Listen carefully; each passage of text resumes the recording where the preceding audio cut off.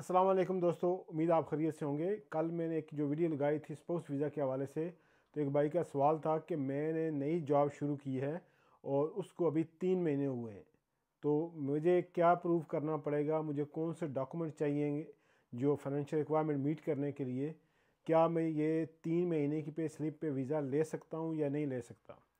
तो मैंने तो जवाब उसको दे दिया, लेकिन आप लोगों के लिए बना रहा वीडियो ताकि बाकी लोगों का अगर ये सवाल है तो वो क्लियर हो जाए। कोई बंदा भी जो जॉब नई शुरू करता है उसको फिर अगर 6 महीने नहीं हुए, जो अपेंडिक्स FM स्पाउस वीज़ा और इमिग्रेशन जो लॉ है उसके मुताबिक अगर आप फाइनेंशियल रिक्वायरमेंट मीट कर रहे हैं तो आपको दो तरीक़ों से वो मीट करनी पड़ेगी। एक, अगर आपकी जॉब को 6 महीने हो चुके हैं तो वो सेपरेट क्राइटेरिया है, और अगर आपकी जॉब जो नई जॉब शुरू की है उसको 6 महीने नहीं हुए तो फिर डिफरेंट क्राइटेरिया होगा। अगर आपको 6 महीने हो चुके हैं उस जॉब में, जो करंट जॉब है उसको करते हुए, तो फिर आपने 6 महीने की बैंक स्टेटमेंट, 6 महीने की पे स्लिप्स और एम्प्लॉयमेंट जो लेटर है वो आपने लगाना है। अगर आप किसी वजह से आपने जॉब नहीं शुरू की है, चाहे 1 महीना हुआ है, 2 महीने हुए, 4 हुए, 5 हुए, 6 महीने अभी नहीं हुए, तो आपको अब स्पाउस वीज़ा एप्लीकेशन अप्लाई करनी है या एक्सटेंड करनी है।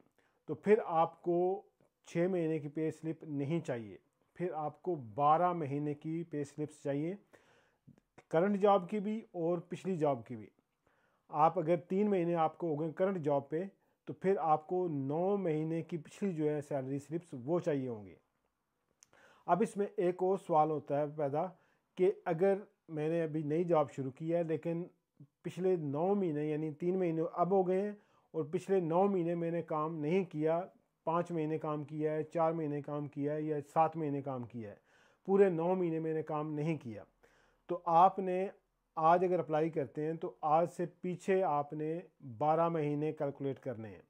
जो 12 महीने बनते हैं उन 12 महीनों में आपकी इनकम अगर 29,000 है तो आप रिक्वायरमेंट मीट कर रहे हैं, चाहे वो आपकी लास्ट 7 मंथ में हो जाए, 6 मंथ में हो जाए, 5 महीनों में पूरी हो जाए, तो फिर आप 12 महीनों की अंदर जो है वो पे स्लिप दे के आप क्वालिफाई करते हैं। अगर आपको पूरे 12 महीने में आपकी इनकम 29,000 नहीं बनती, 29,000 नहीं बनती, तो इसका मतलब है कि आप क्वालिफाई नहीं कर रहे, आपको वेट करना चाहिए। अगर वेट नहीं करेंगे तो फिर आपका वीज़ा रिफ्यूज़ हो जाएगा। तो इसलिए जो लोग जॉब कर रहे हैं और उनको करंट जॉब में 6 महीने या इससे ज़्यादा हो गए हैं, तो फिर उसी जॉब की आपकी पे स्लिप्स लगेंगी, एम्प्लॉयमेंट लेटर लगेगा और आपको 6 महीने की बैंक स्टेटमेंट लगेंगी। लेकिन अगर आपको जॉब शुरू किए हुए 6 महीने नहीं हुए करंट जॉब में, तो फिर आपको पिछले 12 महीनों की बैंक स्टेटमेंट, 12 महीने की पे स्लिप्स और एम्प्लॉयमेंट लेटर, दोनों जॉबों का या तीनों जॉबों जितनी भी जॉब की हैं, तो उन जॉब्स का आपके पास कॉन्ट्रैक्ट या एम्प्लॉयमेंट लेटर वो होना चाहिए, वो आप साथ लगाएं। तो ये चीज़ें अगर आप ये साथ लगाएंगे तो फिर आपका वीज़ा इंशाल्लाह लग जाएगा। अगर आप मीट कर रहे हैं, 29,000 आपकी इनकम बनती है, मैंने कितने इस तरह केस किए हैं, अल्हम्दुलिल्लाह वो वीज़े ग्रांट हो गए हैं, तो कोई मसला नहीं आया।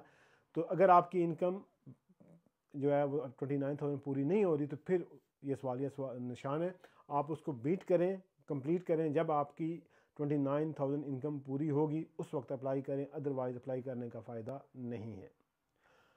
जो प्रॉपर सोलिसिटर हैं, प्रॉपर लॉयर हैं, जो क्वालिफाइड हैं, उन लोगों से सलाह लिया करें, मशवरा लिया करें। अपने जो टिकटॉक पे देख के वीडियोस या इस तरह आगे पीछे, क्योंकि जो फुल नॉलेज होता है या जो क्वालिफाइड नॉलेज होता है वो किसी लॉयर के पास ही होगा, किसी क्वालिफाइड पर्सन के पास होगा। जो कल जो मैंने एक वीडियो बनाई थी उसमें भी एक जो पाकिस्तान से किसी ने एप्लीकेशन की थी, वो वीज़ा रिफ्यूज़ हुआ था, तो उनको रूल्स का पता नहीं है, क्योंकि इमिग्रेशन लॉ के अंदर हर रोज़ चेंजिंग आती हैं, हर रोज़ चेंजिंग आती हैं। तो इस वजह से जब भी आप कोई स्टेप लेने लगें तो किसी क्वालिफाइड बंदे से पूछ लिया करें, उससे सलाह कर लिया करें, मशवरा कर लिया करें, ना कि किसी अरे गहरे से। क्योंकि इमिग्रेशन और डॉक्टर यानी हेल्थ के बारे में कोई प्रोफेशन है उससे मशवरा करना चाहिए, ना कि किसी और से।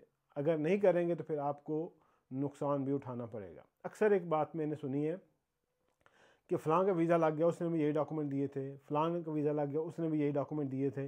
भाई हर बंदे की सिचुएशन सर्कमस्टांसिस डिफरेंट होते हैं। अब देखें डॉक्टर भी एक बंदे को एक दवाई नहीं देता। फॉर एग्ज़ाम्पल एक बंदा है, उसको पैरासीटामोल दे रहे हैं गोली, उससे उसको आराम आ रहा है, उसको हेडेक है, उसको आराम आ जाएगा। अब दूसरा बंदा, उसको हो सकता है किसी और वजह से वो दर्द हो रहा है, क्या पता उसको कैंसर हो, क्या पता उसको जो ब्लड प्रेशर हो, कुछ और बीमारी हो, तो अब उसको उस जो पैरासीटामोल से आराम नहीं आने वाला। तो इसलिए हर बंदे के सर्कमस्टांसिस, उसके हालात डिफरेंट होते हैं। दूसरे को देख के या दूसरे की जो एप्लीकेशन उसने की है, आपको क्या पता कि उसने क्या एप्लीकेशन में मेंशन किया है। तो इसलिए क्वालिफाइड पीपल से बात किया करें, उनसे मशवरा किया करें और फिर आगे चला करें। अपने चारों वालों का ख्याल रखिएगा, दूसरों का भला हो, अपना भी भला हो। Thank you. अल्लाह हाफिज़।